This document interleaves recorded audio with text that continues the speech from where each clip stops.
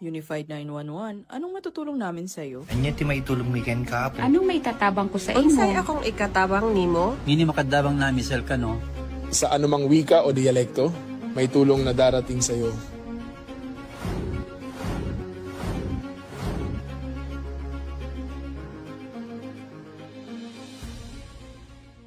Lilingkod sa bawat Pilipino at magbibigay ng tamang impormasyon para sa tahimik at maayos na Pilipinas. Police News Network, alagad ng batas, tagapagtaguyod ng balitang pulis, sandigan ng mamamayan, patnubay ng katotohanan. Kampo Krame, maghahatid ng pinakahuling kaganapan at nagbabagang balita. Ito ang PNN Police News Network. At ngayon, ang inyong mga tagapagbalita. Magandang araw, bagong Pilipinas. Ako ang inyong alagad ng batas, tagataguyod ng Balitang Pulis. Ako po si Patrolwoman Sari Bernales. Maghahatid sa inyo ng tamang balita, kwento ng pulis at serbisyo para sa mamamayan. At ito ang PNP News Online, ang pangunahing balita ng Police News Network. Alagad ng batas, tagataguyod ng Balitang Pulis.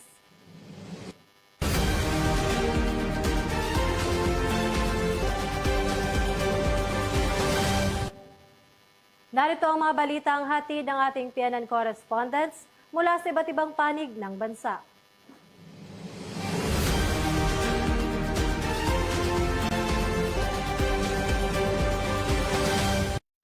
Sa temang Planted with Purpose, Bang Youth Arise, ang Ifugao Police Provincial Office sa pamamagitan ng Revitalized Police Barangay Team ay matagumpay na nagsagawa ng 2 araw na youth development session na ginanap sa Barangay Hall ng Baang Hungduan, Ifugao nitong ika-23 hanggang ika-24 ng Abril taong kasalukuyan.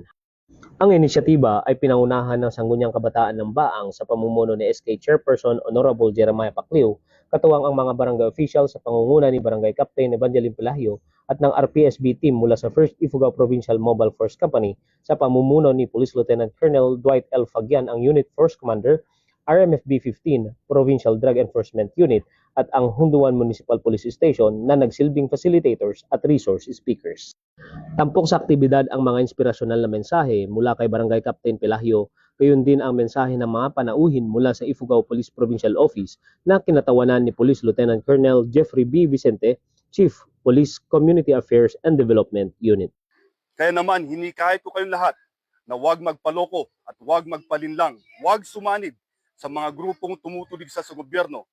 Ang mga kalahok ay sumailalim sa isang serye ng aktibong talakayan sa mga pangunahing issue sa lipunan tulad ng anti-illegal drugs, anti-bullying, gender sensitivity, alinsunod sa Republic Act 11313 o ang Safe Spaces Act at Anti-Terrorism Awareness. Kasama rin sa sesyon ang mga interaktive na aktibidad tulad ng paggawa ng banner, group activities, team building at isang makabuluhang tree planting activity upang itaguyod ang kamalayan sa kapaligiran at pakikipag-ugnayan sa komunidad. May mga seminar din tayong kinakandak para sa kanila para mahubog ang kanilang leadership skills. Nagtapos ang programa sa isang madamdaming pagbabahagi ng refleksyon at ng mga aral na kanilang natutunan mula sa aktibidad. Nakakatulong po itong youth development session, most especially dito sa mga youth kasi nagbibuild ng confidence as a kabataan and nagiging more responsible tayo sa mga aktibidad dito sa ating barangay. Ang aktibidad ang patunay sa pangako ng pambansang pulisya sa pakikipagtulungan sa mga lokal na pamahalaan at mga stakeholder upang hubugin ang mga kabataan na maging aktibo at responsableng miyembro ng kanilang komunidad. Mula dito sa Baang Hungduan, Ifugao, ako ang inyong PNN correspondent, Patrolman Romel Pilor, alagad ng batas, tagataguyod ng Balitang Pulis.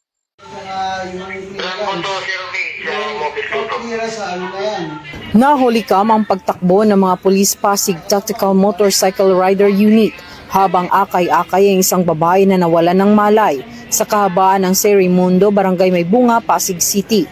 Ang mga nasabing Pasig Police ay kinilalang sina Police Master Sergeant Velloso, Police Corporal Suryo at Patrolman Tagle. Ayon sa ulat, habang nagsasagawa ng patrolya malapit sa pinangyarihan ng insidente, ay napukaw ang atensyon ng mga pulis sa babaeng humihingi ng tulong. Katrabaho ito ng babaeng nawalan ng malay. Agad nila itong nilapitan at hindi na nagdalawang isip. Mabilis na aksyon ang isinagawa ng mga nasabing Pasig Police na nagsalba sa isang buhay at pagpapakita ng malasakit sa kapwa. Nadala agad sa pinakamalapit na ospital ang babae at nabigyan ng karampatang atensyong medikal. Ang mabilis na responde ng mga pulis Pasig ay nagpapakita ng kampanya ng PNP sa ilalim ng kanilang programang Serbisyong Mabilis, Tapat at Nararamdaman, na naglalayong hindi lamang mapanatili ang kaayusan kundi maging handa rin sa anumang emergency sa lansangan. Mula dito sa Eastern Police District, ako po ang inyong PNN correspondent, Patrolwoman Jenny Midolor. Alagad ng batas, tagataguyod ng Balitang Pulis. Huli sa aktong nagbaba ng kontrabando ang dalawang lalaki matapos masabat ng mga operatiba ang tinatayang 4.4 milyon na halaga ng smuggled na sigarilyo sa baybayin ng Corio, Sultan Naga de Maporo, Lanao del Norte, umaga ng Abril 23 taong kasalukuyan. Isinagawa ang operasyon ng 10th Maneuvering Company ng Regional Mobile Force Battalion 10, katuwang ang Lanao del Norte Police Provincial Office at 5th SOU Maritime Group matapos makatanggap ng impormasyon mula sa isang confidential informant hinggil sa isang motorized bangka na may kargang kontrabando. Agad na rumisponde ang ating mga operatiba at nadatnan ang dalawang suspect na nagbababa ng mga kahon mula sa bangka. Nang sitahin, nabigo ang mga ito na magpakita ng anumang legal na dokumento para sa kanilang kargamento, dahilan upang sila ay arestuhin sa mismong lugar. Sa investigasyon, napag-alamang nagmula sa Jolo, Sulu ang mga sospek at bumiyahe noong gabi ng Abril 22 patungo sa naturang lugar upang ihatid at ipamahagi ang mga smuggled na sigarilyo. Kinilala ang mga naaresto bilang sina alias Jumil, 25 anyos at alias Argas, 35 anyos, na kapitan ng motorized bangka, kapwa residente ng Sulu. Nasamsam sa naturang operasyon ang kabuuang 111 master cases ng iba't ibang brand ng sigarilyo, kabilang ang Canon, Brose, Modern at New Orleans na may kabuuang halaga na 4,440,000 pesos batay sa halaga ng pagtataya ng Bureau of Customs. Isinagawa ang inventaryo ng mga nakumpiskang ebidensya at ito ay nakatakdang i-turn over sa Bureau of Customs sa Iligan City para sa kaukulang disposisyon. Samantala, dinala ang mga suspect sa Sultan Naga de Maporo Municipal Police Station para sa dokumentasyon. Nakaharap ang mga naturang salarin sa paglabag sa Republic Act 10863 con Customs Modernization and Tariff Act. Wala dito sa Lanao del Norte Police Official Office, ako yung PNN Correspondent, Patrolman Kim Luna, alagad na batas, tagataguyod ng Balitang Pulis.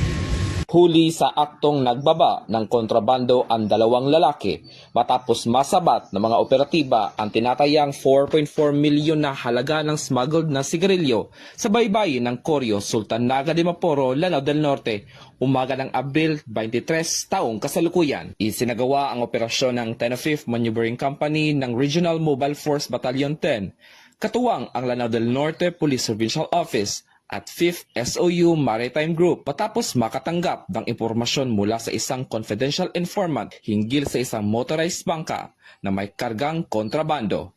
Agad na rumisponde ang ating mga operatiba at nadatnan ang dalawang suspect na nagbababa ng mga kahon mula sa bangka. Nang sitahin, nabigo ang mga ito na magpakita ng anumang legal na dokumento para sa kanilang kargamento, dahilan upang sila ay arestuhin sa mismong lugar. Sa investigasyon, napag-alamang nagmula sa Jolo, Sulu ang mga sospek at bumiyahe noong gabi ng Abril 22 patungo sa naturang lugar upang ihatid at ipamahagi ang mga smuggled na sigarilyo. Kinilala ang mga naaresto bilang sina alias Jumil, 25 anyos at alias Argas, 35 anyos, na kapitan ng motorized bangka, kapwa residente ng Sulu. Nasamsam sa naturang operasyon ang kabuuang 111 master cases ng iba't ibang brand ng sigarilyo, kabilang ang Canon, Brose, Modern at New Orleans na may kabuuang halaga na 4,440,000 pesos batay sa halaga ng pagtataya ng Bureau of Customs.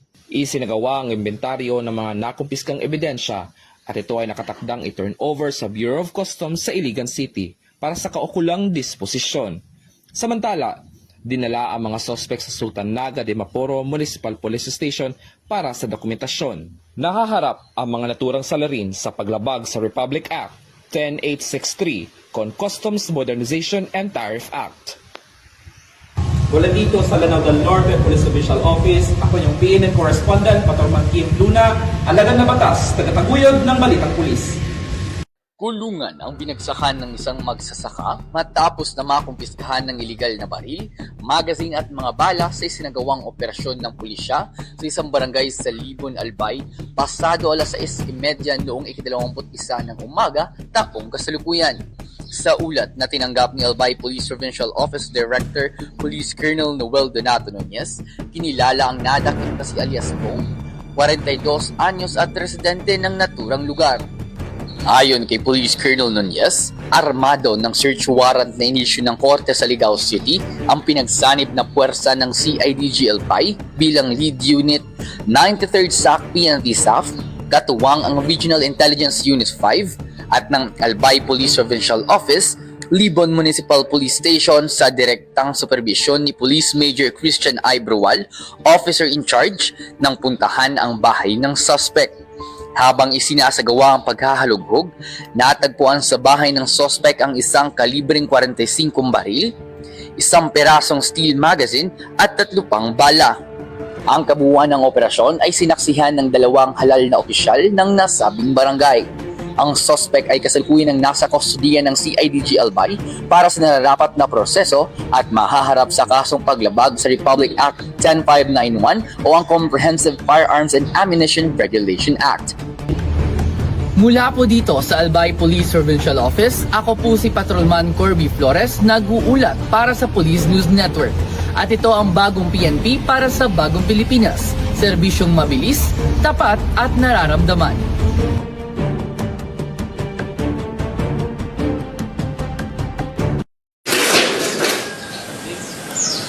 Arestado ang isang babae matapos maaktuhan sa iligal na pagbebenta ng kahoy sa Ligao City, Albay. Ayon sa Regional Anti-Cybercrime Unit 5, nadiskubre ang iligal na aktibidad ng suspect sa pamamagitan ng cyber patrolling. Natunto ng Facebook account nito na nagbebenta ng lumber na pinaghihinalang iligal ang pinagmulan. Upang makumpirma ito, nakipagtransaksyon ang mga operatiba sa suspect hanggang sa magkasundo sa isang meet-up na naging dahilan upang ikasa ang isang entrapment operation. Sa tulong ng Ligao City Police Station, matagumpay na naaresto ang suspect na nahaharap ngayon sa paglabag sa Presidential Decree 705 o ang Forestry Reform Code of the Philippines. Patuloy naman ang paalala ng mga otoridad sa publiko na siguraduhing legal at may permit ang pagbili at pagbebenta ng mga produktong kahoy, lalo na sa online platforms. Mula dito sa Campo Crame, ako ang inyong PNN Correspondent, Patrolwoman Mary Grace Artizuela, nagbabalita para sa Police News Network, alagad ng batas, tagataguyod ng Balitang Pulis. At bago po tayo magtapos, para sa mas malawak at mabilis na ulat ng mga balita, huwag kalimutang mag-like, follow and share sa aming official social media accounts ng Police News Network. Tutok lang sa aming YouTube channel para sa mga live stream at replays. At i-follow kami sa X account para sa mga real-time updates at Facebook account ng Police News Network. Manatiling mapagmatsyag at laging alamin ang totoo. At binabati rin po namin ng pamunuan ng Police Community Affairs and Development Group, si Police Colonel Veronica Peñalosa sa kanyang well-deserved promotion. Congratulations to ma'am. Sa ngalan ng pamunuan ng Philippine National Police sa pangunguna ni Chief PNP, Police General Jose Melencio Nartates Jr. at sa pamumuno ni President Ferdinand Bongbong Marcos Jr., kami ay maglilingkod sa bawat Pilipino at magbibigay ng tama at balanseng balita.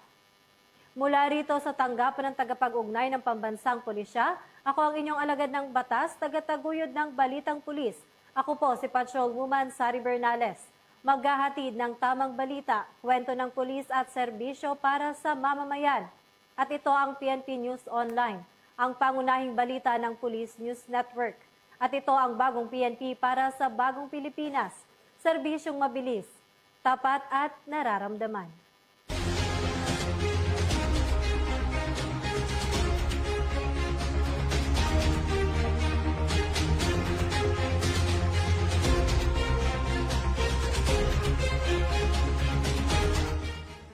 Police News Network, alagad ng batas, tagapagtaguyod ng balitang pulis.